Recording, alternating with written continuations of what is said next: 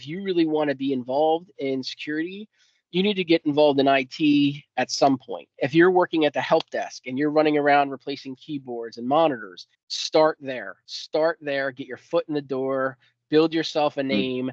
The next thing you know, you're being asked to do projects, or the next thing you know, you're being involved in bigger projects and activities within your organization. And the next thing you know, then maybe you're able to branch off into something else. Oh, by the way, I have this certification and it can absolutely help you. Try to get a job in IT at any level and work your way from there, because all the experience counts. I don't care, no matter what. It all counts. No, we'll close on that note. Just get any job in the field of IT.